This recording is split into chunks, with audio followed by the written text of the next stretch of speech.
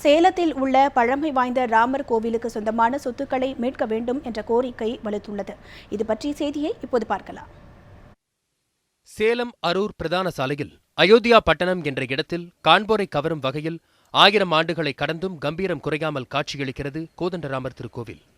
அயோத்தியில் நடைபெற்ற ஸ்ரீராமர் பட்டாபிஷேகத்தை காண வேண்டி இலங்கையில் இருந்து விபீஷணர் வருவதற்குள் விழா முடிவுற்ற நிலையில் இந்த காட்சியை காண வேண்டி விபீஷணர் தவம் இருந்ததாகவும், தவத்தின் முடிவில் அயோத்தியா பட்டணத்தில் ஸ்ரீ சீதா சமேதராக கோதண்டராமர் பட்டாபிஷேக காட்சியளித்ததாகவும் தலவரலாறு தெரிவிக்கிறது.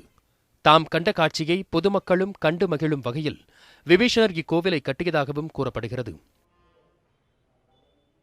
எவ்வளவு கஷ்டங்கள் வந்தாலும் ஒருத்தனுக்கு ஒருத்தி, ஒரே வார்த்தை, ஒரே வில், ஒரே அம்பு, ஒரே வார்த்தை, ஒரே மனை என்ற வாழ்க்கையை வாழ்ந்து காட்டிய ராமபிரான்.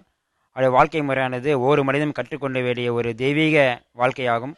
அந்த வாழ்க்கை முறையானது ராமர் சிறு குழந்தையிலிருந்து ராவணனை சம்ஹாரம் செய்து தன் மனைவியை காப்பாற்றி தன்னோடு சேர்த்து கொண்ட இறைவனுடைய அந்த அத்தனை வாழ்க்கை வரலாறு ராமாயணம் முழுவதுமே தேயிலை அடங்கியுள்ளது. கோவிலில் பிரம்மாண்ட மண்டபம் அழகிய வேலைப்பாடுகளுடன் உருவாக்கப்பட்டுள்ளது. இதில் ஒரே கல்லில் யாழி, யானை தாங்கிய சிற்பங்கள் முதல் தூண்களை தட்டினால் சப்த ஸ்வரங்களும் ஒலிக்கக்கூடிய வகையிலான தூண்களும் வடிவமைக்கப்பட்டுள்ளன.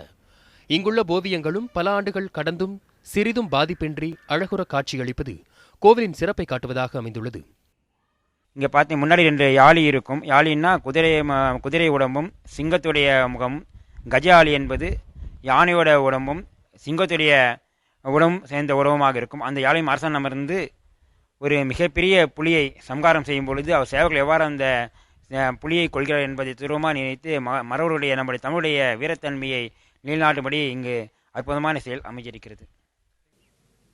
இத்தகைய சிறப்பு வாய்ந்த கோவிலின் நுழைவு வாயிலுக்கு அருகே மரத்திலான தேர் ஒன்று கால ஓட்டத்தில் முற்றிலும் சிதைந்து பரிதாபமாக காட்சியளிக்கிறது. முற்றிலும் ராமாயண காட்சிகளை விளக்கும் வகையிலான சிற்பங்களை கொண்ட இந்த தேரை சீரமைக்க வேண்டும் என பக்தர்கள் கோரிக்கை விடுத்துள்ளனர்.